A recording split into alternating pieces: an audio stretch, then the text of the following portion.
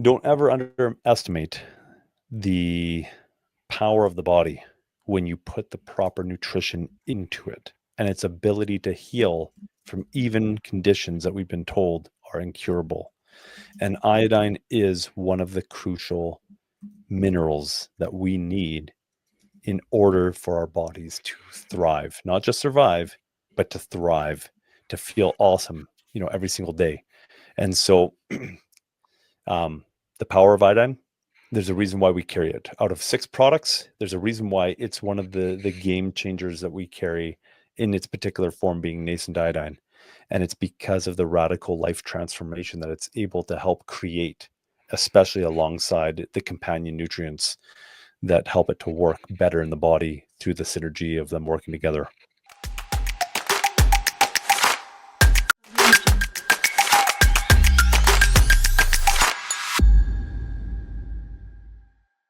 Hello all and welcome back to True Hope Cast, the official podcast of True Hope Canada, where we explore the science and stories behind nutritional healing. Today's episode shines a light on a trace mineral that plays a mighty role in our health, iodine, and specifically True Hope's nascent iodine, a uniquely engineered bioidentical and pre-converted form of iodine designed to support thyroid function without adding extra stress to the gland. Unlike many other iodine supplements sourced from kelp or seaweed, which must first be converted by the thyroid before use, True Hope's formula is ready to be utilized immediately, a critical difference for those already struggling with thyroid imbalance or fatigue. Joining us in this special episode is David Stephan, Vice President of Truehope Canada. He's going to help me unpack why iodine deficiency has quietly become one of the most overlooked issues in modern wellness and how this particular form differs from anything else on the market and what that means for energy, metabolism, and mental clarity. So get ready for a grounded yet eye-opening conversation about the foundation of thyroid health, the brilliance of bioavailability, and why True Hope continues to set the global standard for non-invasive, evidence-based healing. Enjoy the show. Okay, hi David, welcome back onto True Hope Cast. Thanks so much for being with us on this special episode today. How are you and what's going well? Doing very, very well. Getting settled in here for the winter. Winter preps are going well in the homestead with me and my family. Got our wood gathered up for the season, and we look forward to a beautiful winter, surrounded with with a lot of wood heat. Even here in my little studio, you'll see the wood stove back there, the pipe for it, and it's a little too hot for my liking right now. I didn't regulate it right, but better warmer than cold, I guess. So here we are, and I'm doing well. Fabulous. Well, bit of a special episode today. We're going to take a deeper dive into our nascent iodine here at True Hope, one of our 6 products, one of the most popular products.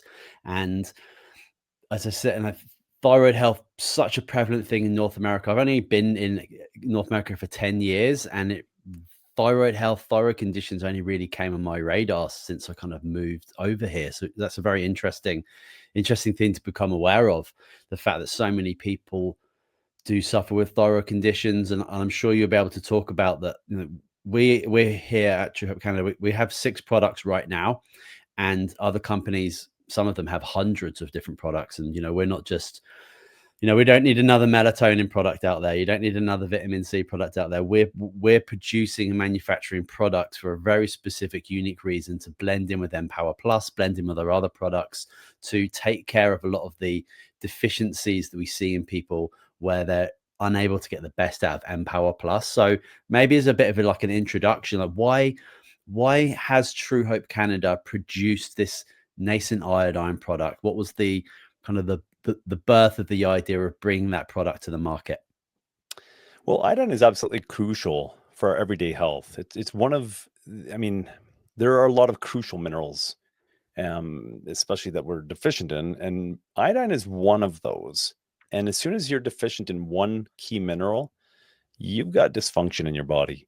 And that's definitely the case when it comes to iodine. Now, we have iodine in our Empower Plus. Our Empower Plus has 16 minerals, 16 of the most crucial minerals in the proper balance. And it's life-changing because we're providing it in a bioavailable form in the proper balance. And most people, just from taking that product alone, are seeing life-changing results, albeit When we are focusing in on mental health conditions, which was really the niche that we focused in on and still focus on today, because there's a high prevalence of mental illness and it's not getting any better as time goes on. And what we found is through the proper vitamin mineral supplementation, we can completely eradicate these conditions and return people to living very highly productive lives, feeling great, feeling better than oftentimes better than they ever did, even pre-diagnosis of a mental health condition. And we just find that because it's basic, proper nutrition in a micronutrient form, that anybody can take it as a multivitamin and they thrive by getting the proper amounts of nutrition into their body. But we encountered an issue over the years, and that's when somebody would come to us with a severe thyroid condition, which oftentimes is associated with mental health issues. The Empower Plus alone oftentimes wasn't enough to make the difference. If it was a low-lying thyroid condition, yeah, they would see improvements. Why? Because the thyroid doesn't just require iodine in order to function. You have other nutrients like molybdenum, magnesium, selenium, inositol, vitamin C, vitamin B, B2, and B3. I was about to get that one mixed up with another chemical pathway, but so you see this amount of nutrients necessary to really get the thyroid working, and all of those are contained in the Empower Plus. And so the Empower Plus alone oftentimes will help elevate thyroid function, albeit when somebody comes to us with a severe thyroid condition and they're feeling really low on life, vitality is way down there, right? Like this, they don't have that life force within them. They don't wake up in the morning and they're like, hey, yeah, let's tackle the day. This is going to be fantastic. No, due to hypothyroidism, they're just like, oh, I feel like a slug. And so what we found is in order to correct that, we had to introduce an iodine that would fill a void in the marketplace, especially here in Canada, and that being Nascent Iodine, a much more effective form of iodine while being gentle. And the reason why it's able to perform that, which is really kind of an oxymoron. Normally, when it's really effective, it's not gentle, or if it's really gentle, it's not that effective. And yet, what we see is when you put iodine into a pre-converted form, and what I'm meaning by that is it goes through a process, and this is what we do with the iodine, is we take it's iodide that we start off with, and all we do is which is two molecules or two atoms of iodine bound together. All we do is put it through a process, an electromagnetic process that breaks that apart. It does a few things. One, it reduces surface tension because you've just taken a molecule and you've split it. And now you have the size is half. So now you've reduced surface tension, meaning it can absorb into your cheeks way faster. It can absorb into all the tissue. Absorption is more rapid. But the reason why it's more gentle is because the thyroid will take various forms of iodine and convert it through different enzyme reactions. It'll break it down into its atomic form so that it can then take, the four atoms of iodine and produce T4 hormones, right? But there's conversions that need to take place. And so if your thyroid isn't really working optimally, it can get a little taxed, and actually it can become problematic. Whereas when you already have it broken down into its atomic form, you're not taxing the thyroid. And so you're able to produce T4 hormones that downregulate into T3 hormones way quicker without the thyroid having to go through all of this functioning. And it's not taxing on it. So it's faster, it's more powerful, it's more bioavailable, and it's more gentle because it's not putting a workload on the thyroid. And so we produce that for the purpose of becoming part of a protocol to help correct serious thyroid conditions before somebody finds himself in a position where they're looking at it and saying, oh, I guess I have to have my thyroid removed, which your thyroid is there for a very, very good reason. And so it's the last it's remarkable how many people have had the whole thyroid's taken off, parts of it's taken away, and how that's a really common thing. I've been out as a as a rep for Truehope in the interior of BC, having so many amazing conversations with individuals. I get the pleasure and honor of doing demonstrations of our products on like, customer appreciation days and things like that. So people are coming up and sharing their stories and being super open with their experience. And the amount of people that have had thyroid concerns and issues and gone down more of a conventional allopathic route and just involving drugs, and then having to have surgical operations on a wildly important gland. It's quite remarkable how frequent that conversation actually happens. And I feel, just working with Truehope for so long now and understanding our pathway for getting products to the market to support and serve customers even better, it's that, so many people are suffering with thyroid issues, but if you're taking maybe like a seaweed or an ocean-based iodine on an already taxed, already stressed thyroid, to have to do that, that conversion that you're talking about, that's putting somebody in an even further state of stress, shock, lack, deficiency.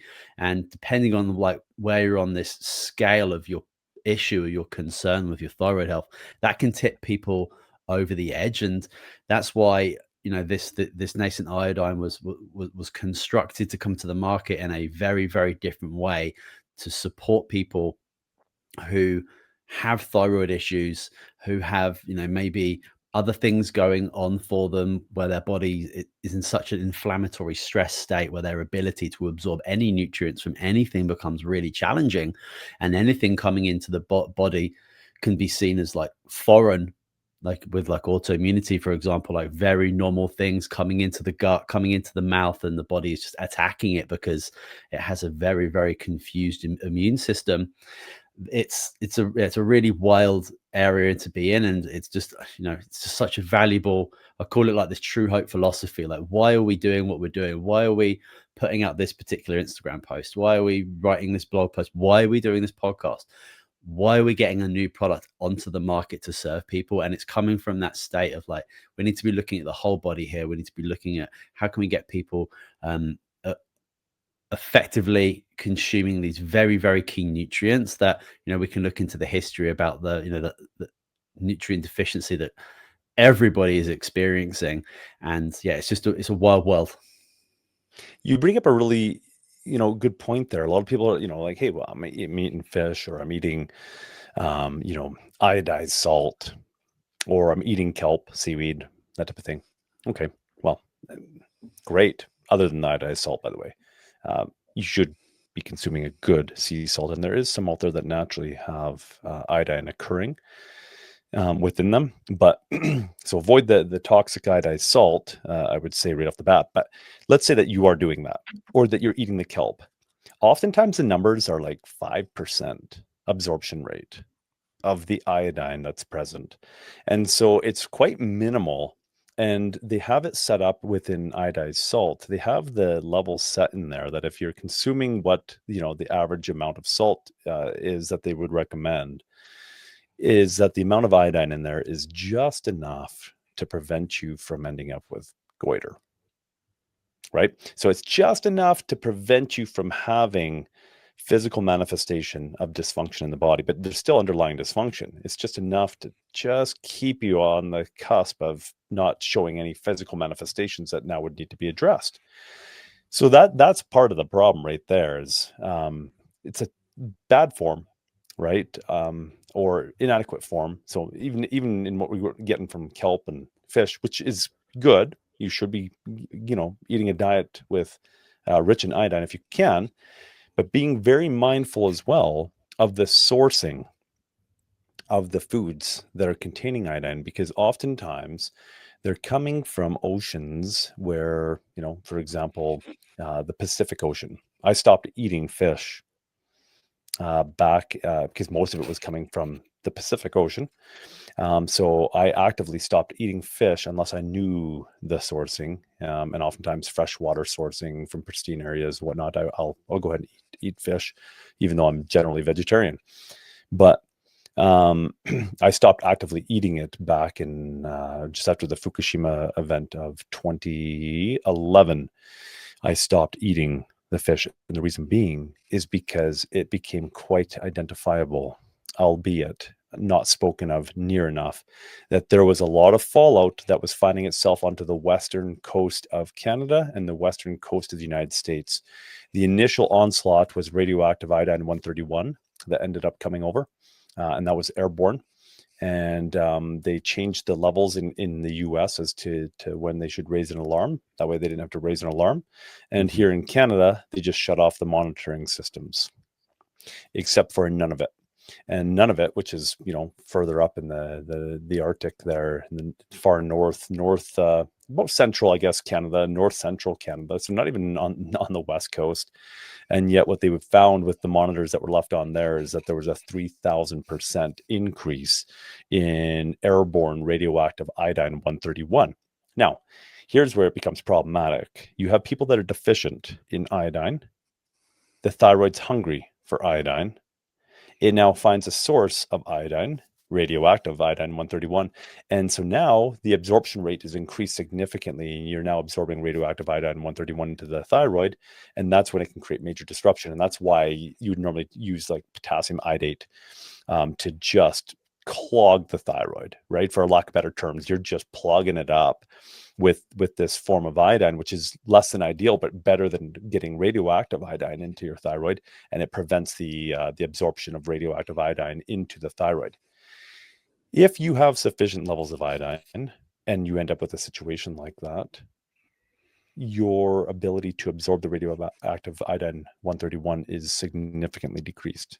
So it's a good thing. It goes back to that whole, an ounce of prevention is worth more than a pound of cure, right? The prevention is take the iodine, ensure that your levels are up all the time. You're going to love yourself for it anyways. Your body's going to thrive. And if a crisis arises, all you do is top up a little bit more, ensuring that you've got more than enough so that you're not absorbing radioactive iodine 131. But I go back to the ocean sources, kelp, fish, that type of thing. If that's what you're trying to rely on for iodine uptake, once again, sourcing, because when Fukushima happened, it took, I believe it was a couple months before the testing was occurring, where they were finding radioactive cesium. I believe it's radioactive cesium 134. And they're finding that in seaweed, in the kelp that was off the coast, the west coast of the US. And that's extremely concerning because your body absorbs that as if it's potassium. Your body doesn't recognize the molecular difference between cesium and potassium, very close. And so it ends up where potassium should be. And we know that potassium is a very crucial electrolyte that is present just about everywhere in the body. And so now you have this issue of absorbing cesium, radioactive cesium at that. And so I stopped eating ocean sourced things like that, like the kelp and the fish, back in 2011 due to those concerns that would actually go on to be studied and show that there was a major unspoken crisis within the US alone, where they identified health crises and premature deaths that were related to the Fukushima event that happened, that the mainstream media was not talking about. Yeah, incredible. And it just goes to show this, there's obviously so many things that go under the radar, and you have to be very conscious and aware of what you're doing, what you're putting into your body, what you're being exposed to. And you kind of have to work with the fact that we are in 2025. There's a untold amount of toxins coming at us all over the place. And I remember naively going into nutrition school 12, 13 years ago, thinking that, I was a very healthy guy, I was in my late 20s, so I was in really good shape, and I thought that you could, no question, I could get everything I needed from food. I just needed to eat well and avoid terrible foods, and I'd be absolutely fine. But without question, you can just like look at our food, look at the sourcing of it, looking at the soil, without question, like the deficiencies that we see all throughout the food system, throughout our agriculture, especially minerals, which is a really key piece, which we'll jump into, I'm sure. But the fact that the matter is, you can't eat healthy enough I don't think on planet Earth to be able to get optimal levels of the right nutrition in your body. I think it's incredibly challenging to be able to do that for most people anyway. So Mhm. it's a key piece to look into. And I'd love to just get your opinions on fortification, because we see very humans are so weird, but like we'll see there's a deficiency of something and we'll just throw it into cereal or we'll throw it into salt. I think about it, there's some insane examples in America, of course, in America, of trying to deal with like an invasive species of plant or animal. So what they'll do is they'll find an animal from like Australia or from Africa to come in and deal with that plant. There's some absolutely absurd proposals that nearly, I think one of them was like in Florida, crazy like vines growing in the water that would like, cause disruptions to boats and all sorts. And it didn't get passed, obviously, but like it got to an alarming like closeness of being passed to actually bring hippos in from Africa to deal with this plant stuff. And the reason I mention that is like this is how we think as humans. We think, oh, we'll just throw this in there. It's not natural whatsoever to the ecosystem when you think about the ecosystem of the body. But I don't see any real difference in that process with like animals and plants, but then also just like fortifying foods in a very unnatural way, to just deal with the deficiencies, and how like that there's always problems down the road because we don't have that foresight. We're not working with the natural order of things. So yeah, I just wanted to get your opinions. I can't believe I just spoke about hippos then, but I'd love to get your opinions on the fortification process. I think in like it was in the 1920s for iodine at least, but there's been so many different examples of the fortification of vitamins and minerals into our food supply. There's a principle there, and the hippos is absolutely applicable, right? Though not specific to iodine here, but it's applicable in identifying the fallacies of our mindset as humans. Henry David Thoreau, author of Civil Disobedience, that's his probably most famous book, but in his writings, Walden, or Walden Pond, as he's living on the side of this pond out in the middle of nowhere, with a pathway going by it that he would see people coming by from time to time. This is back in the 1800s. He's sitting there musing in his thoughts, and he writes his book called Walden, or Walden Pond, and within it he describes a principle, and I'll paraphrase it. Um, Basically, almost probably 95% on par. For every 1,000 hacking at the leaves, there is one who strikes the root. And one of the words I omitted out of there was for every 1,000 hack at the leaves of evil, because he's actually talking about philanthropy, but the principle applies across the board.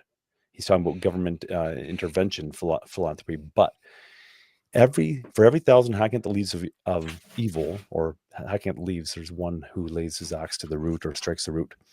When we look at that, that's actually a human principle that applies so often. And what we do is we try to address that which is seen, but we fail to recognize that which is not seen. And when we're looking at this, we're not talking about addressing the root of the issue, right? So when you talk about fortification, that's not the root of the issue. Nope. The root of the issue all along was, why isn't it present in our food? Right? What's happened with our food supply, that we are no longer getting the nutrients out of it, that it can't fulfill what Hippocrates said 2,400 years ago when he stated, let food be your medicine and medicine be thy food. Why is food not our medicine? And the reason being is because it's so devoid in nutrients. And this will actually rewind us back to 1936. 1936 was a much better time when it came to getting adequate levels of nutrition out of your food than 2025. So we're basically, we're 89 years out from 1936. But back then, there was some great publication that took place from an individual by the name of Dr. Northern. And it generated a lot of attention. And it would go on to become a Senate hearing over the fact that there was a major rise in disease.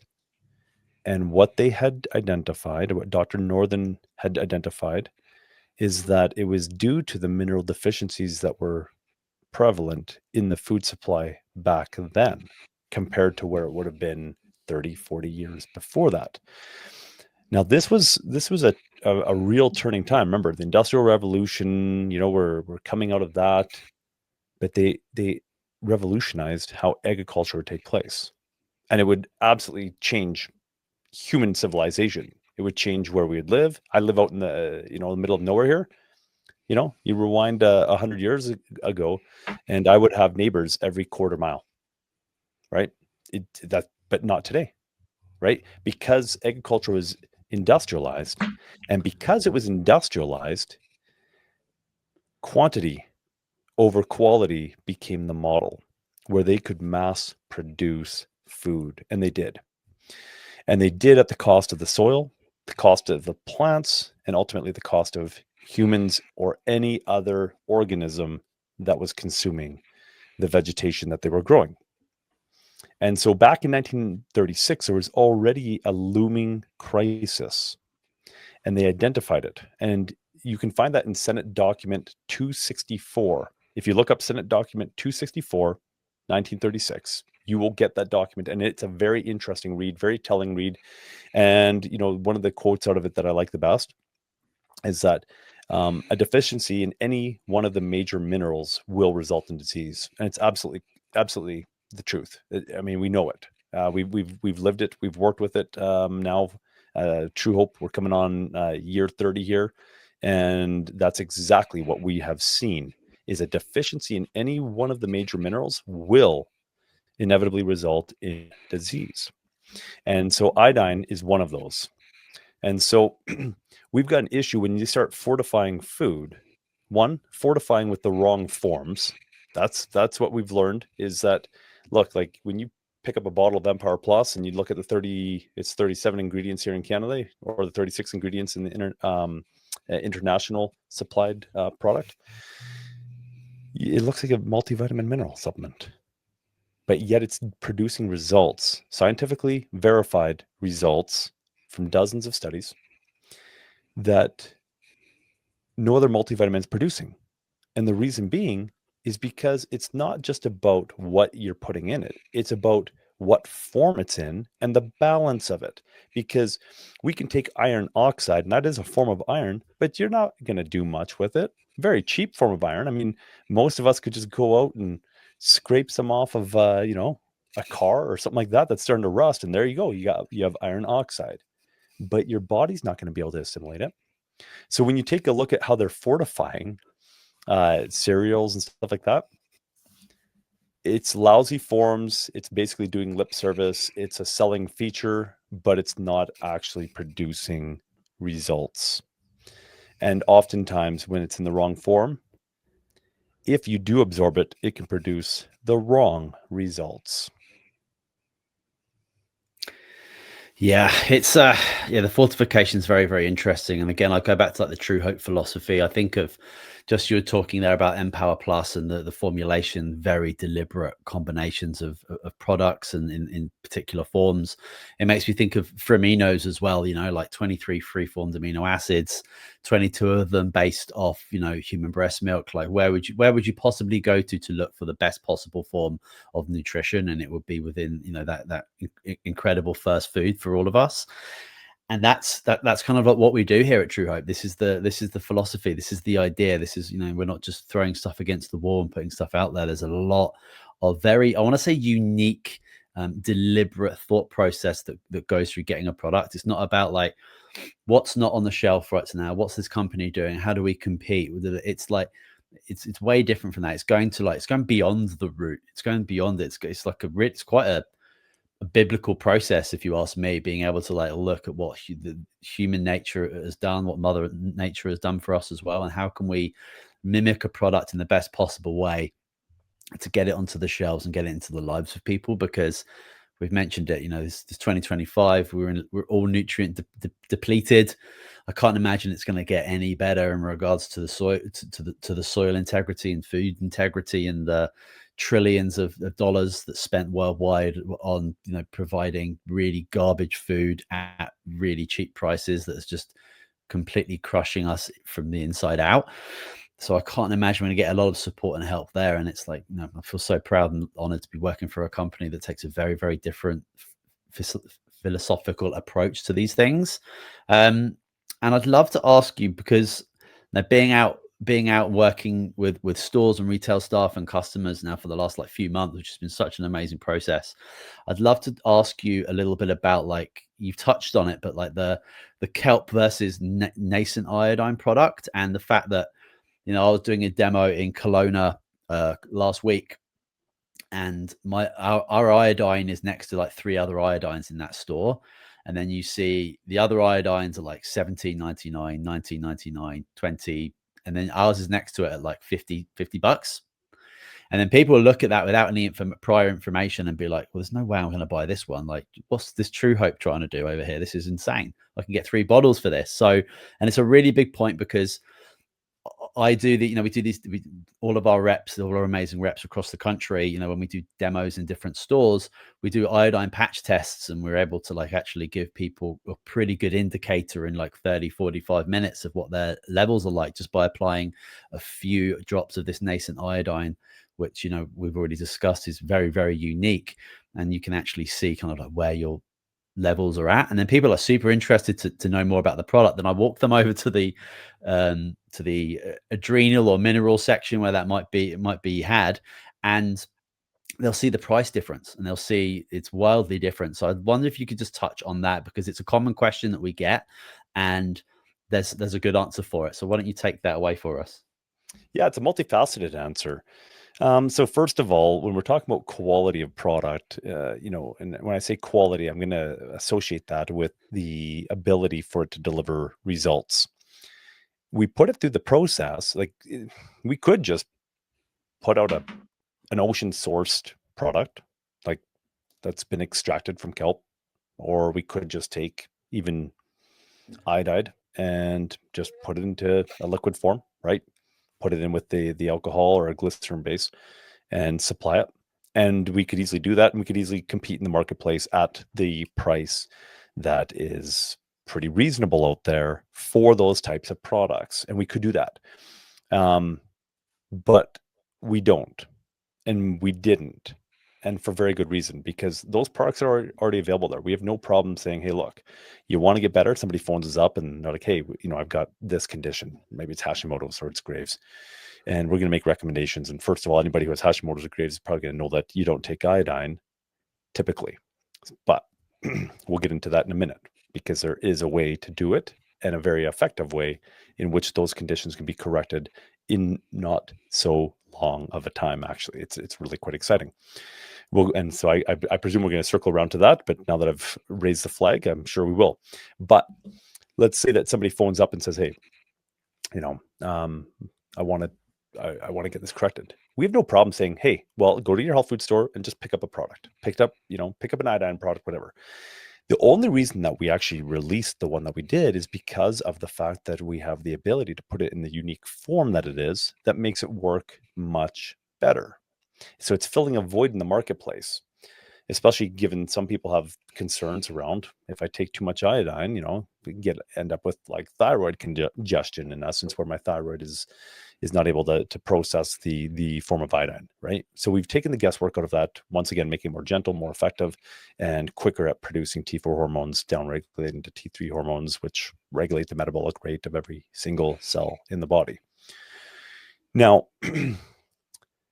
in relation to the iodine overall, and what we're doing with it is utilizing it alongside other products that would help facilitate people getting way better than we otherwise would anticipate them to get. And so when we look at the price point, though, you compared, let's say $50, which is on the high end, by the way. I think most would be, well, maybe due to inflation and all that. We haven't raised our prices in quite some time on that. We try to hold the line. But generally, it'd be, I would presume, $40 to $50. So either way, you're looking at about double the price. When you actually do a comparative analysis on value, this is where it becomes so important. So you're making the initial purchase. You're looking at the products on the shelf, and you're saying, well, I've got the nascent iodine here, and Small little bottle, $40 to $50. Wow, that seems like a lot. And then you have the other bottle and you're looking at it like, $20. Well, I don't know much about these, and they both say iodine, but Nascent, that's kind of interesting, whatever. Now, I'm going to buy this one. I'm going to save myself $20. Here's how it actually breaks down.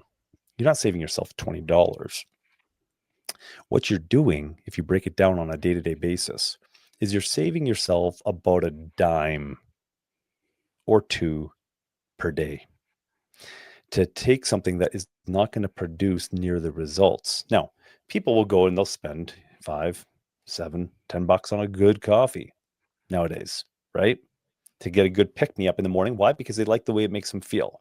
It changes their neurochemistry. It changes their metabolic rate, and they have a high off of it, right? And it actually helps produce serotonin, which that's another topic, and it's not a good way to produce serotonin. But here you have this pick me up taking place by going and getting a good coffee, and you're willing to spend that. Now, imagine if you could take an iodine that is going to give you a pick me up. It's going to increase your metabolic rate. It's going to increase the production of T4 hormones, once again, down converting into T3 hormones, regulating the metabolic rate of every single cell in the body. Imagine you could take one at an additional 10 to 20 cents more per day when you break it down, because there's 1,300 drops in this bottle. This isn't a 1 month supply, not even close. You'd be taking way too much to make this a 1 month supply, right? 1,300 drops is what's in the bottle. So when you split it out over the period of 3 months, you're literally when you're comparing at the health food store shelf, you're literally saving yourself a couple dimes a day maximum to have lackluster results. And so what are those results worth to you? What is that extra energy worth to you? What is that extra thyroid function worth to you? What is the extra enhancement in your vitality for life and your mood worth to you? Is it worth less than spending 10 to 20 cents? So there's really an educational factor that we employ when we are educating health food store staff on this. And as such, by doing that, this is actually one of our top sellers. This little guy here, right? It's kind of the new kid on the block, and yet it's one of our top sellers month after month, year after year, even though it's double the price of what you would expect iodine to be in a health food store. Perfect. Yeah, that's a great answer. Yeah, I think that once you take those things into consideration, once you look at how many drops you would be taking a day, and you've got 1,300 drops in there, that bottle is without question an investment. And before we go on to, because I'd love to talk about um, iodine and common thyroid disorders, and how, and I've had this conversation with a lot of people, that you're told not to take an iodine product, whilst you're maybe on Synthroid, or you're going through like a early diagnosis or something. But iodine has got way more benefits to it than just providing the building blocks to thyroid hormones and how important they are. I mean, they're incredibly essential, especially in a woman's hormonal structure. I think it's really, really important. But I'd love to get your ideas in regards to iodine and its other applications, because my grandmother used to put it on my knee when I scraped my knee. I remember she used to put it on her throat, like to get absorbed like really quickly into the kind of the area. I'm not sure like the science behind that, and I'm not sure what iodine she was using, but it's obviously that's where the thyroid lies. But I feel like, so that my grandmother's been passed for a long period of time, but you ask people about iodine now and where they've heard of it, it's always just about thyroid stuff. There's no other applications for it. So maybe you could just kind of jump onto the other powers of iodine. Absolutely. Once again, we're dealing with symptoms, hacking at the leaves rather than going to the root. And as such, that creates a sense of myopia where we become very nearsighted, and we fail to recognize the synergistic effects that iodine plays within the whole body. So let's say, with detoxification. Iodine will help detoxify you from lead, cadmium, and it also does something quite unique in relation to its detoxifying powers. It helps displace fluoride and bromide and chloride, other halides, right? So when you're looking at the periodic table of elements, you have these other, I don't want to call them minerals, but you have these other elements that are competing. They're the same type of structure as iodine, and they're competing with iodine in the body. So fluoride is one of them. It's very similar to iodide, chloride, bromide. Now, what's interesting is that we've become inundated with fluoride and bromide and chloride, right? It's available, right? You're getting fluoride and bromide, or fluoride, sorry, and chlorine in your everyday drinking water if you are drinking municipal water. Another argument as to why I live where I live. So, you avoid all that. I'm on a well. But anyways, so we get inundated with that. And when you're deficient in iodine, guess what occupies the spots where iodine should be? Fluoride and chloride. But now, iodine used to be used as a dough conditioner in commercial bread making. And in the 70s, they really shifted that out because they were concerned that we might be getting too much iodine. So then they replaced it with bromide. But nobody else asks the question about, should we be concerned about getting too much bromide? Because there's no therapeutic level of bromide. There's no known therapeutic effect that bromide has in the human body. There's no known benefits to getting bromide whatsoever. So we replaced something that we knew was good, but we thought maybe we're getting a little bit too much of it. And we replaced it with a toxic element.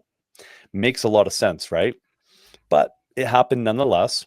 And so now we're getting inundated with bromide, but not just through, commercial breads, but also in linens. A lot of your linens, like couch beside me here, it's going to have some elements of bromide in there as a fire retardant.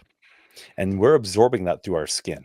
Largest organ in the body, the skin, and it is just absorbing all of this stuff.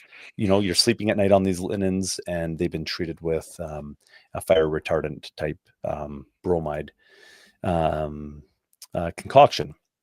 So now you have toxic amounts of fluoride, bromide, and chloride accumulating in the body, and the iodine will actually help displace those elements.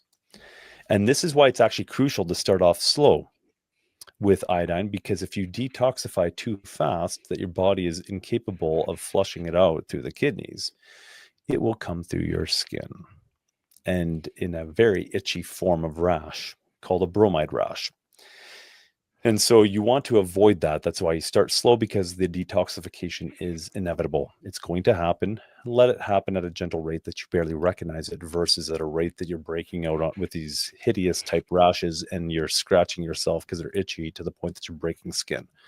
And I'm speaking from experience there, by the way. So not comfortable, not desirable. And so definitely don't recommend doing too much iodine too fast, too soon. So that's the first aspect of it, is detoxification, as it replenishes the levels of iodine where the iodine needs to be, which is oftentimes in the glandular areas of the body, which now brings me to another point. The very formation of glandular tissue requires iodine.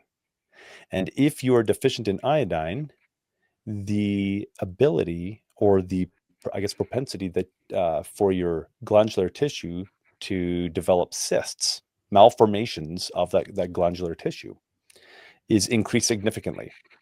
So if you want to avoid cysts developing within the glandular areas of the body, iodine is the solution. So there's that. So the very formation of glandular tissue requires iodine. So that's another benefit. So we have detoxification, you have the formation of glandular tissue. Another one would be brain development. That's one that's largely overlooked, even though, and I don't trust what the World Health Organization has to say. Oftentimes what they have to say is a joke and should be taken as such, but they got it right on this one, where they actually identified that the consumption of iodine in pregnant mothers was the number one preventative measure that could be taken to prevent it's cretinism, I believe, but anyways, underdevelopment of the brain in the fetus.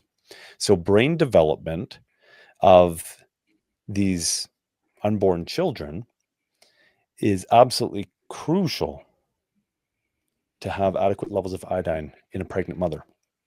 Now,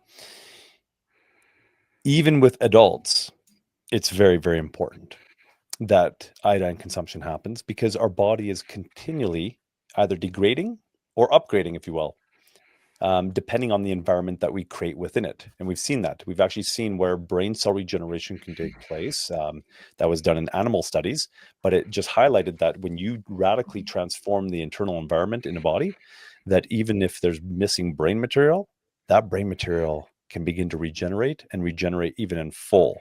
And that's what animal studies have identified with the use of our Empower Plus supplement. And so you have an adult who's been deficient, and maybe they've got like an issue, a cognition issue now because of the brain degradation that's happened over the years, over the decades. Well, when you take iodine, and obviously it works even better when it's alongside other nutrients as well, providing the synergistic effect of all of them. But the iodine can actually enhance one's IQ, their level of cognition. And the studies have identified that in areas where you have a group of people that's very deficient in iodine versus an area where they have a lot more iodine, is that there's up to like 13 and a half points difference in IQ level. That's pretty big. Like that could be the major factor between being successful in life and doing really well versus not getting things figured out and repeating, not ever generating enough self-awareness to identify what's going on in our lives that's holding us back, right? Like that's a pretty big difference. So really, really important to have iodine for brain development, pregnant mothers, for the unborn children in utero, and as well as for anybody from childhood to adulthood. Important it is for that.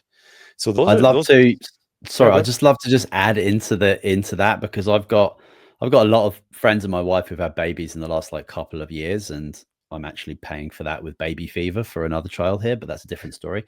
Um, but they're amazing. I love them. Babies are great. But the prenatals being recommended either don't have any iodine, they either have them in very low amounts or they have them in really poor forms. And I have a conversation with these like mothers or these new mothers, and there was never a conversation with doctors, midwives, pediatricians about iodine and its role. And it is like significant when it comes to everyday health anyway. But when you are, creating, God's most wonderful creation, like it's so unbelievably vital. And we're just doing such a terrible job within the practices that should be doing better. But I guess they're working off data that kind of feeds down and they just work off the recommendations. But again, it's an area where we have to be educated, we have to be motivated, we've got to be doing our own research when it comes to these types of things. And just taking something because a pediatrician or a doctor or a blog poster said something, we've got to be doing a little bit better than that. Oh yeah, absolutely. It's unfortunate. It's when you take a look at all the information that's being made available to us and all the information that's being withheld from us, you have to look at it and say there has to be some form of intent here. And surely it couldn't be that it's backing $1 trillion industry every year in the treatment of disease through, you know, Rockefeller or petroleum-based pharmaceutical medication, right? Surely it couldn't have anything to do with supporting that industry. But yes, we are being deprived of the information that we need to make good decisions, to be able to produce appropriate products, to understand what the human needs are, the basic fundamental human needs are on a physiological level, right? And when we don't understand what those needs are, then we'll always fall short of the mark. And so fortunately, it was really just an answer to prayer through my father's desperate pleading to save our own family from the debilitation of mental illness in our home that had already resulted in multiple suicides, that this answer came about that was so unlikely and so incredibly ridiculed as soon as it actually launched, and it was radically transforming the lives of people with mental illness, being the Empower Plus, 16 minerals, 14 vitamins, 3 amino acids, 3 antioxidants. And so, doctors were looking at saying, and we were being just scorned, right? Like, are you kidding me? That doesn't correct bipolar disorder. well, that's funny, because then when the first study rolls out and it shows it's over 3 times more effective, well, what is that? Then antidepressant treatments for bipolar. Well, what does that say? Well, not what they wanted it to say. And that's when Health Canada literally came in and immediately shut down further studies, blah, blah, blah. And we all, the history is just rich with opposition to prevent this from ever coming forward. Once again, validating there's definitely an agenda to prevent us from not having the right information and being able to make informed decisions surrounding our bodies and our health, so as to thrive in this life. So iodine is, falls absolutely within that as well. And in fact, there was even a recent podcast in the last year from some individuals that are really deep into the natural health side of things, and it was really disheartening, because it was using information that wasn't exactly upright and correct. And the premise of the podcast was that we're getting too much iodine in our diet, but yet there wasn't a single thing, not a single citation in the entire podcast that would identify where one could actually go and verify that we are in fact getting too much iodine. And the testing that we get, whether you're doing a patch test, which I've got on my arm, right, you can't really see it right now, but I've got a little patch on my arm here. Out there, you can see it now, the color. Yeah. I've got it on both arms, and that in itself is an indicator as to how fast you're absorbing it, as to whether or not you have enough. It's kind of a crude test, but it's actually somewhat of a reliable test nonetheless, because I've seen in areas where they up north, where they're exposed to a lot of endocrine disrupting oil and gas byproducts like benzene, xylenes, that type of thing, as well as they have very low levels of selenium in their soil. That they have, and it's well known that in those areas they call it a goiter belt. So clearly there's thyroid issues occurring. I've seen it where you perform that test in that area compared to another geographical region, and the rapid nature in which the iodine absorbs into people that I've done the test on up in that area is significantly faster than what I've seen anywhere else in my travels. Shocking is what it was, because I'd never seen it before and then I started doing the research into that particular geographical region, because we were living there for a while, and realized, oh wow, we are being poisoned and we are being depleted if you're relying on any food in that area, because selenium is just so low in that particular area within the soils. And selenium is one of the key nutrients that works synergistically with iodine to ensure a healthy, optimally functioning thyroid.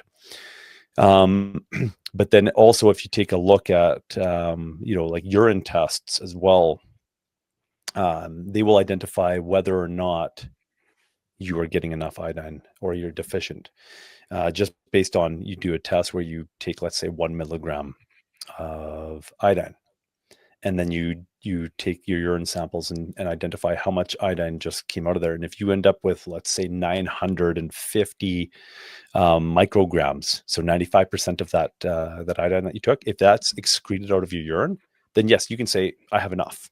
I don't need to take as much anymore. I can go down. But let's say that you only have 10%. Let's say that you have 100 micrograms out of 1 milligram coming out of your urine. Where did the other 900 micrograms go? It was absorbing into tissue that was deficient in it, that needed to absorb it. And so there is testing to identify that as a whole, we are largely deficient in iodine. And it's just unfortunate, because there's a lot of misinformation that's starting to go out there to create more confusion. And we understand the principle, the powers that be understand the principles, that a confused customer doesn't purchase. Confusion creates apathy, where you don't act, whereas clear, concise information will motivate you to move in that direction that that concession is telling you to go, right? So that's kind of what we're up against here. Is there's a bit of an information war, if you will, surrounding good information and misinformation around how to empower ourselves to be as healthy as we possibly can be.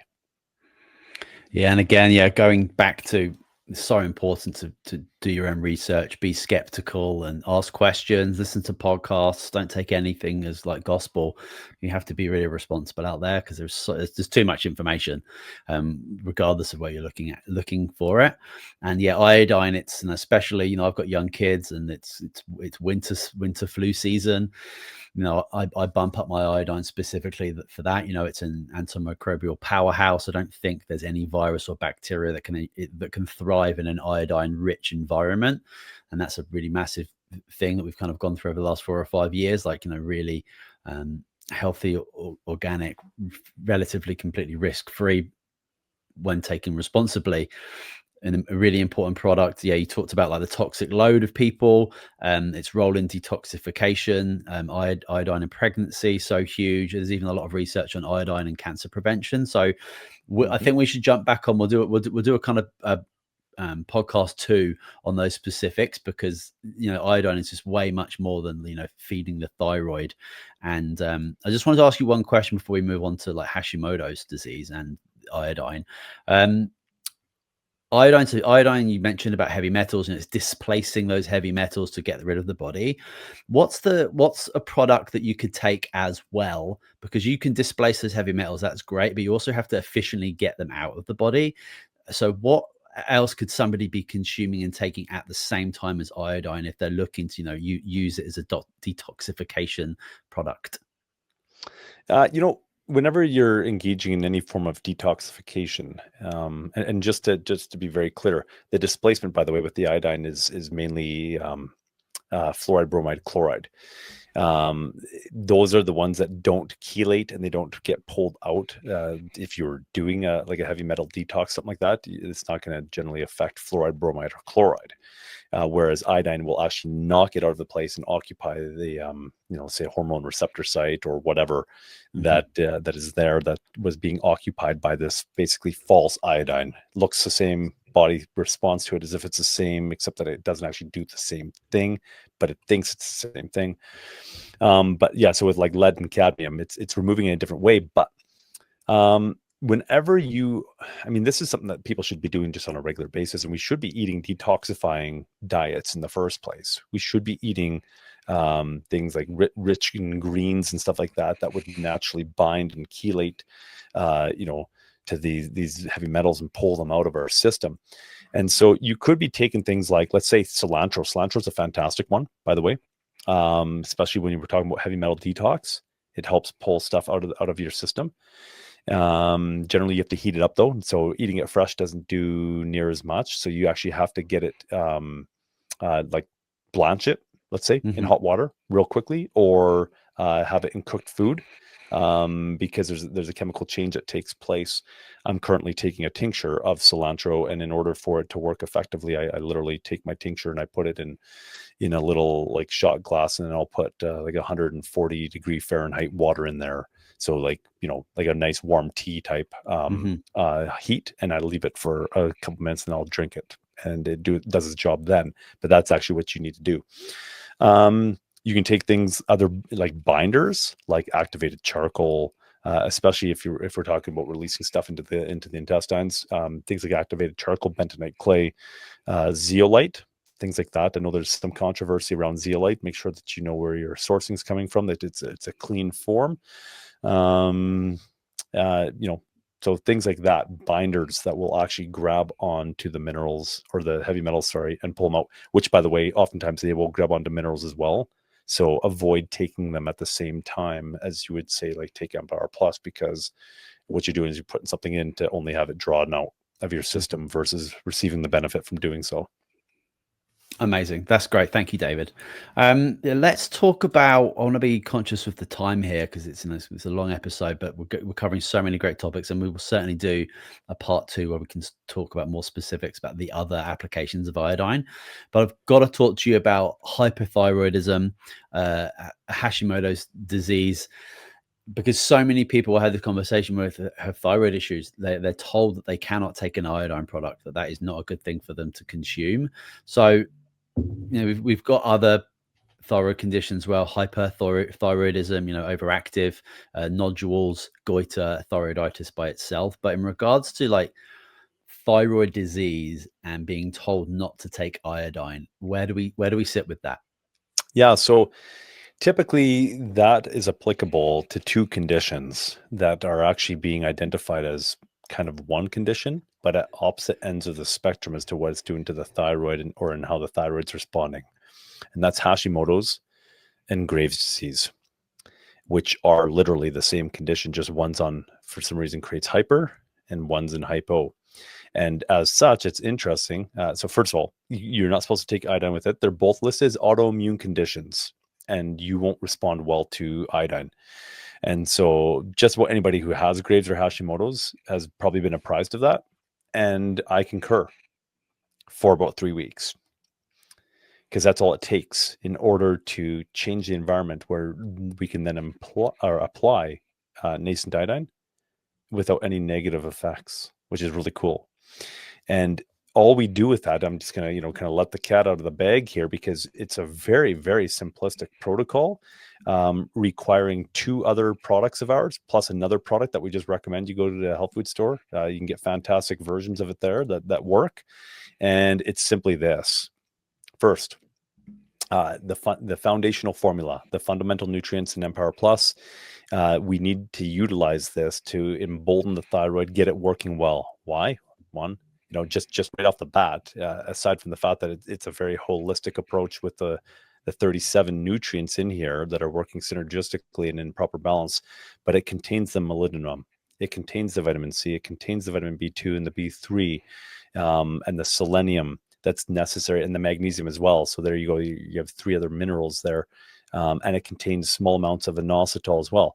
That would help the thyroid come into a state of functionality, that would help remove the dysfunction within the thyroid that's ultimately laying the foundation for that autoimmune condition, if you want to even call it that, of Hashimoto's or Graves' disease. Now, so that's the first thing, is you take this at the recommended dose, and it's 4 to 6 per day. I'd recommend just go up to 6 per day. You're going to feel better anyways from taking it. It's not just going to help your thyroid. It's going to also turn your brain on to a much higher degree. The second one is inositol. Even though this contains it, it doesn't contain it in adequate amounts. We're talking grams is what you need to really prime the thyroid, changing the entire function of it, that by the time that 3 weeks is done, we're working with a different thyroid than what we were initially. And so what we recommend is a heaping teaspoon of this 3 to 4 times per day. Okay, so this is Graves, Hashimoto's protocol. So those 2 right off the bat. The third one is just chelated selenium, and you can find that in like selenium glycinate. So it's chelated, bound to, selenium is bound to glycine or an amino acid, and or you can find it in like selenomethionine, right, which is just another amino acid, methionine, and it's chelated to that. So it's a more bioavailable form than just elemental selenium, and it does a better job. And what you do is you take 400 micrograms of that chelated selenium every day. You do those 3 things: the chelated selenium, the Empower Plus, and the inositol. You do that for 3 weeks. By the time 3 weeks is done, you continue on with it. You can eventually remove the selenium, because this does contain selenium, but you have to top it off to start off with to correct the dysfunction. You can now introduce the iodine, and you do it slowly. Start at 1 drop per day, and over the next 3 weeks, by the time you get to week 6, you should be taking about 10 drops per day. And what we've seen is phenomenal in relation to the blood work that's coming back, in relation to the proper production of T4 and T3 hormones. It's phenomenal.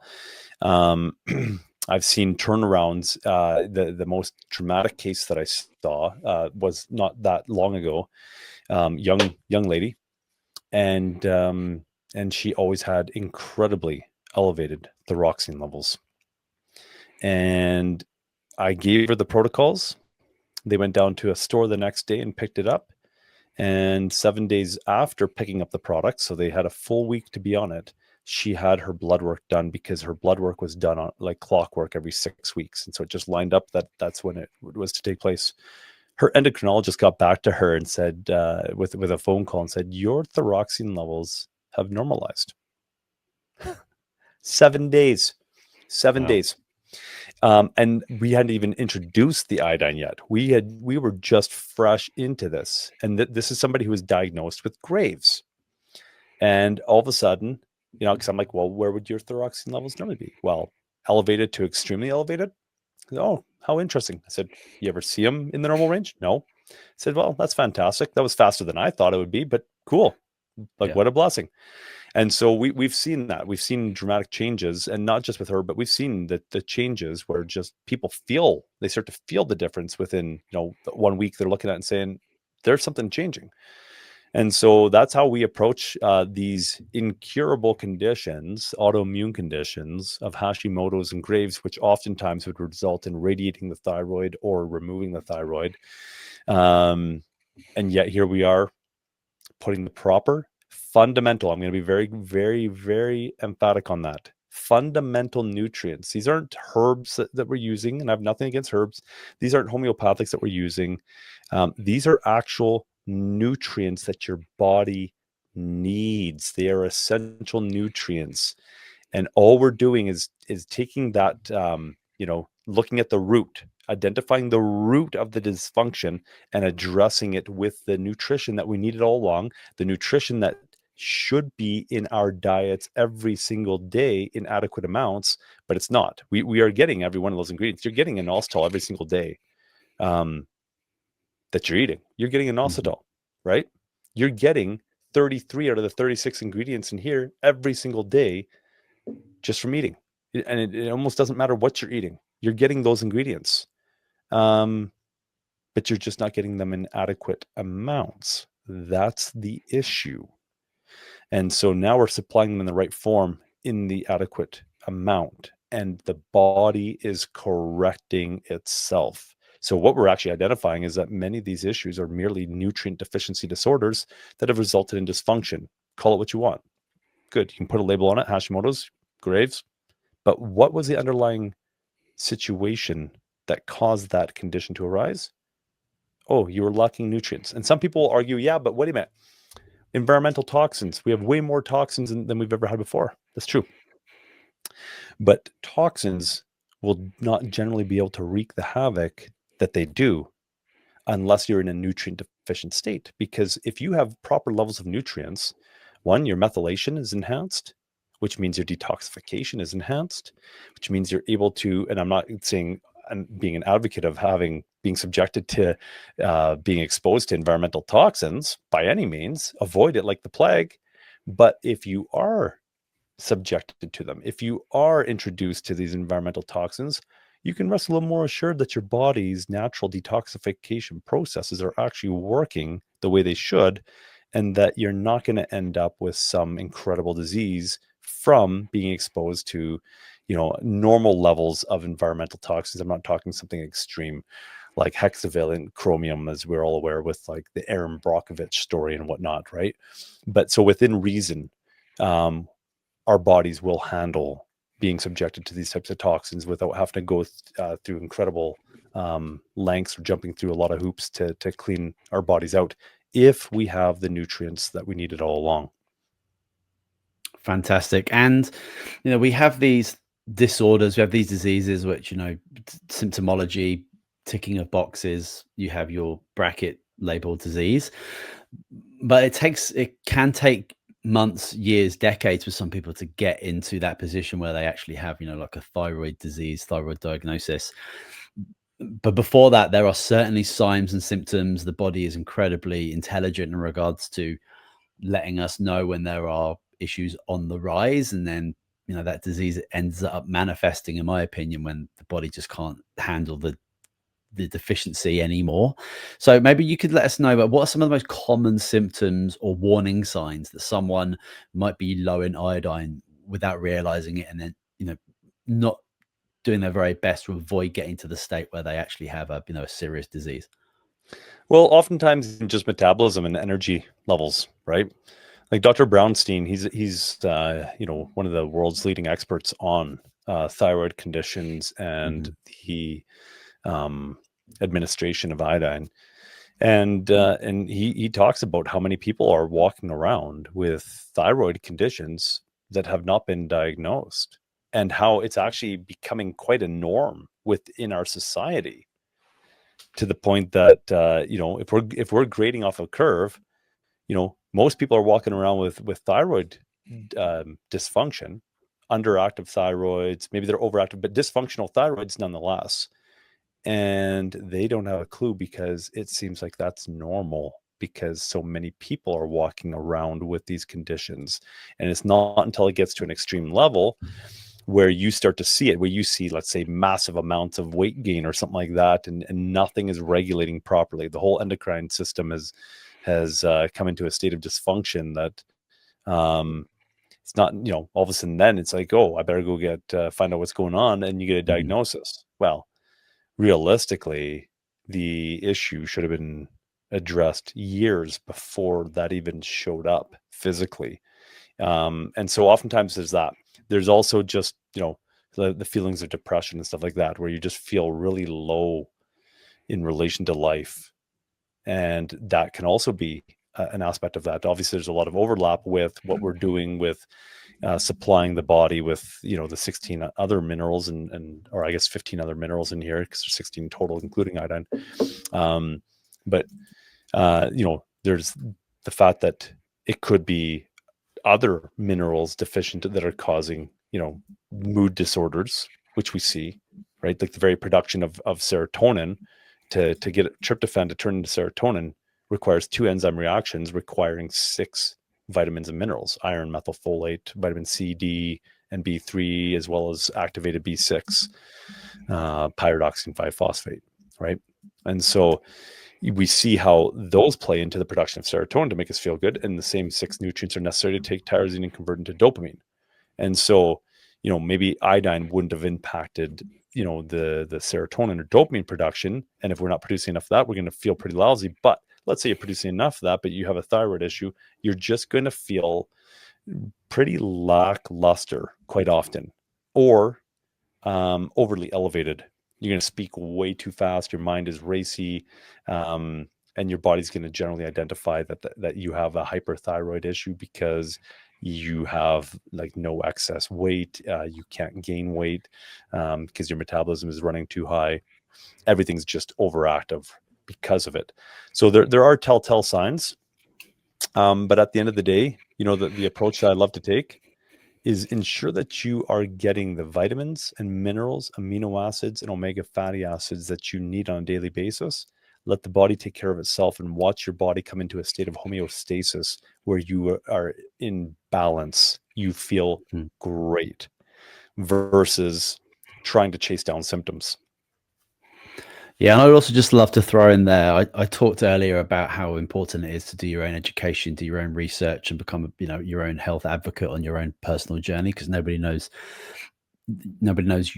your body better than you do. I also think it's a challenging thing in 2025 to actually take 5 to 10 minutes to check in with your physical body in a conscious, mindful way. I think unless you are deliberately taking the time to do that, you will unconsciously walk around with these, let's say, low grade symptoms, and you will be able to get through the day. You'll be able to get to sleep. I'm sure the sleep won't be great, but you will be waking up and you'll be requiring coffee and sugar and these things to kind of get yourself through. But if you're able to actually take, I want to say 10, 15 minutes to actually sit with yourself, close your eyes, be mindful, reconnect your mind and body through this beautiful vagal nerve that we have. You can even look into working with somatic practitioners. So many free podcasts and meditations that you can actually engage in that's actually going to help reconnect your mind and your body. And you can actually check in, and are you actually feeling great? Do you have low grade pain? Do you have fatigue? Do you have brain fog? Do you have these things? And it can be really difficult to recognize those patterns of deficiency if you're not spending that quality time doing that. And it's a really important investment. I'd love to just finish off with 3 kind of rapid fire questions, David, just to finish off the show, just to give people some, actionable items in which that they can start engaging in Nascent Iodine. And you can visit our website, truehopecanada.com. There's a where to buy page. You can go in, you can put your location in there and find your local health food store, and you can go in there and talk to them about iodine and Nascent Iodine and our product. And we do a lot of training with our retail staff across the country. We've got amazing reps that make sure that people are up to date in regards to what our products are doing, why they're so important. And you can go in there and ask questions, because a lot of the retail staff are incredibly knowledgeable when it comes to these products, and they know that our products work. That's why Empower Plus, Nascent Iodine, Free Minos, and Orsatol, they're some of the top selling products in all of these stores. So go in there and ask questions, form a relationship and a community with your local health food store. I highly recommend doing that. But in regards to like some action items to get people enlisted in Nascent Iodine and being aware of its importance and actually getting into their body on a consistent basis, when is the best time to take Nascent Iodine, and can it be taken alongside other supplements? Best time to take Nascent Iodine? Morning. Empty stomach, ounce glass, shot glass, ounce of water, activates in the water. Very first thing I do every morning is I go, and this is where I'm at and where I've been for many years. I wake up, and the first thing that I do, the first thing that I put into my mouth is 10 drops of iodine in an ounce of water, and I swish it around because a lot of it will absorb right there. And generally within 5 to 10 minutes, I'm starting to wake up more. Why? Because production of T4 hormones is already occurring, T3 hormones then being produced from that, and my metabolism is now kicking on. Perfect. And it's also a phenomenal like oral mouth rinse, as we said, like antifungal, antibacterial, antiparasitic, antiviral, really phenomenal product to take first thing in the morning, especially when you're hopefully with a a kind of healthy digestion and good quality sleep. Your body is just like ready to rumble with whatever you give it. Exactly, yeah. And then so that's the best time to take it. Now what I do is, like, if it's convenient, this is what the ideal would be, is I'd actually probably take 5 drops in the morning. And if it was convenient for me to take it again right before lunch, I would do so. And I would take another 5 drops, or let's say 3 drops. And then maybe I do 2 before supper. So see how I'm degrading it as, lessening the dosage as we get into the evening, because it's energizing. The only time I've seen it recommended taking at night, it was funny. I walked into a health food store and I just said, "Hey, what are you guys finding with the Nascent Iodine? How are you liking it?" And the store staff said, "Oh, I'm loving it." She says, "I take it at night before I go out on the town." Like, okay, all right, that's Love it. interesting. Yep, it's a wake me up. Sure, all right, your metabolism is kicked on at night. That is not proper, but sure, you do you.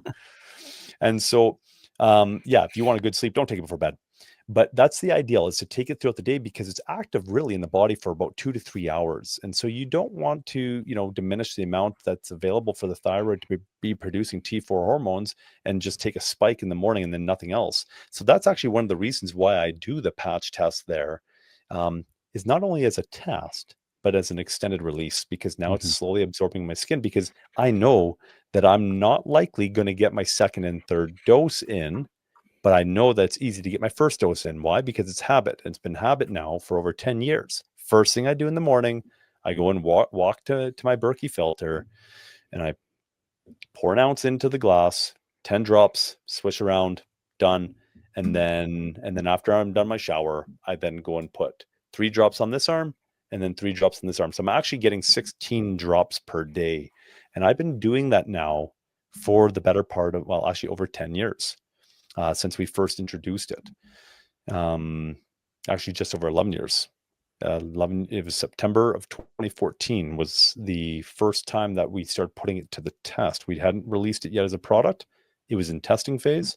And that's when I broke out on that beautiful rash, the bromide rash from taking too much too fast. All right, perfect. Thank you. And would it be good to maybe consume that on its own and space out maybe Empower Plus and Free Minos?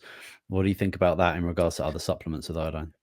No, if you take it on an empty stomach first thing, within a few minutes, you should be able to do other stuff. You should be able to start consuming other products, because it absorbs rapidly. the halides are known for rapid absorption. So if you were to take, municipal water that has chlorine, and you can test the chlorine in there, and this is an interesting test because a lot of people that are involved in the Kangen water machines will highlight this for you, and they'll use this as a test. You take that and you put it in your mouth and swish it around and spit it back into the water or back into the cup, and then you test it for chlorine. Oftentimes you won't test chlorine in there anymore. Where'd the chlorine go? It rapidly absorbed into your cheeks. And so iodine is the same way, especially the nascent iodine with the very, very low surface tension. So it's not going to be sitting there sloshing around in your stomach, and then all of a sudden you're taking other things, which you could anyways. You could take Empower Plus and it shouldn't do anything. But it's going to absorb so quickly that as long as you're doing it initially on an empty stomach, so it's not absorbing into material like food that's sitting in your stomach, then you're going to get the maximum amount. And that's why I switch it around my mouth first, because the vast majority of it will actually absorb into your cheeks and under the tongue and all that, which is very close to the thyroid, hence why it's able to produce the results that it does so quickly. Fabulous. And yeah, my next question is about that. So, like, how long does it typically take for someone to begin, noticing the benefits of nascent iodine supplementation? Well, everybody's different, and it depends what benefits you're looking for. So if somebody's hyper focused on the correction of, let's say, like, a thyroid condition and not Hashimoto's or Graves, but they're taking the iodine for just, general, hypothyroidism, let's say. It depends on the individual. And the reason why it depends is, one, what's the level of dysfunction? Two, what particular medications may they be on that could be now interfering? Three, what companion nutrients do they have available in their system to make that iodine work well and the thyroid to function properly? I never independently recommend nascent iodine by itself, albeit it is a fantastic powerhouse by itself. It is. So can you take it by itself? Sure. But I never recommend it by itself. Why? Because the bang for your buck that you get out of this is enhanced so much by taking the synergistic nutrients in the Empower Plus, that when they get married together and they're working together synergistically in the body, the level of correction that happens and the rate at which it happens is so much higher than if you were just taking the nascent iodine by itself. But typically, somebody taking it within a week should notice some benefits on its own. If it's just like they're dealing with hypothyroidism, they should start to see results. And I've seen people be able to reduce down on their thyroid medications, things like desiccated thyroid or Synthroid, just with the nascent iodine alone. But we're now to a place where when we start combining these things, when we're taking this and then you introduce this one, which even without Hashimoto's or Graves, the inositol is phenomenal as well. You start introducing those three, and we're seeing in most situations where people are doing that and they're doing it consistently, that it's not a matter of I was able to reduce down to a certain level, like I'm taking half the medication I used to take. It's more often than not, I don't take any medication whatsoever for my thyroid. I'm just taking the proper nutrients that my body needed all along, found in the inositol, the Empower Plus, and the nascent iodine. Awesome. Thank you. And finally, if someone listening today can only take one message away from, everything we've spoken about, but what could that one message be about iodine and the importance of it for long-term health? Don't ever underestimate the power of the body when you put the proper nutrition into it, and its ability to heal from even conditions that we've been told are incurable. And iodine is one of the crucial minerals that we need in order for our bodies to thrive, not just survive, but to thrive, to feel awesome, every single day. And so the power of iodine, there's a reason why we carry it. Out of 6 products, there's a reason why it's one of the game changers that we carry in its particular form, being nascent iodine. And it's because of the radical life transformation that it's able to help create, especially alongside the companion nutrients that help it to work better in the body through the synergy of them working together. Fabulous. And yeah, for such a I'm going to say simple mineral product that has been, very deliberately produced in a very bioavailable, pre-converted way. It makes me also think of our olive leaf extract product in regards to how many different applications it has. Like, I love to introduce people to them first, to get their terrain, to get their microbiome, to get their gut in check, so they're able to absorb the best out of their food and their supplementations.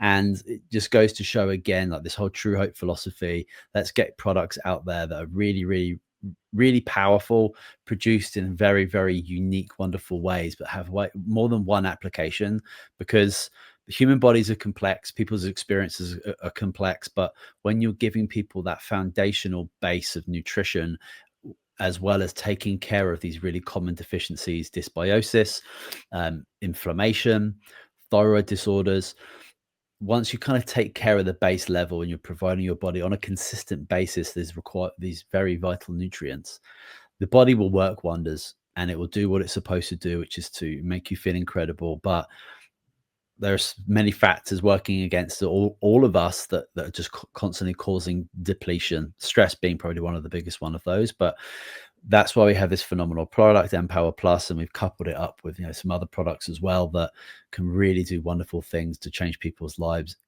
in a quick manner for a lot of people, because the body does remarkable things once you give it the right circumstances and nutrients to be able to do it. Mm-hmm.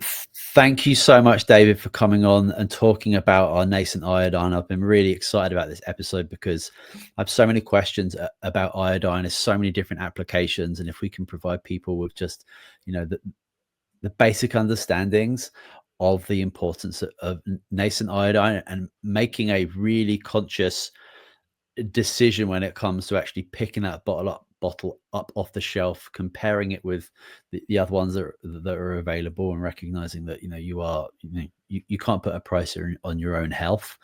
And yeah, it's a really, really valuable conversation, and we will do a part 2 on this iodine piece where we talk about the different applications and some of the research. You mentioned already Dr. Brownstein's work. There's some amazing people out there talking about iodine and showing the research and a lot of the ancient research as well, that we've had documentation of iodine being used for thousands of years for many different things. So it's not just you and me talking about this. We need to share more information about some of those amazing people doing that. But thank you so much again, David. I really appreciate the conversation today. Hey, thank you so much for hosting this, Simon. And I'm looking forward to hearing the feedback as people listen to this and apply this to their lives. Absolutely. Well, that is it for this episode of True Hope Cast, the official podcast of True Hope Canada. We'll be back with you next week with another exciting show. I'll let you know when the part 2 of this episode is coming out, but you can leave us a review on iTunes, a star review on Spotify, and we will leave some links in the show notes so you can find your local health food store. And there's some other things we've spoken about in the show as well, which I can leave some resources for as well. But other than that, have a beautiful day. See you soon.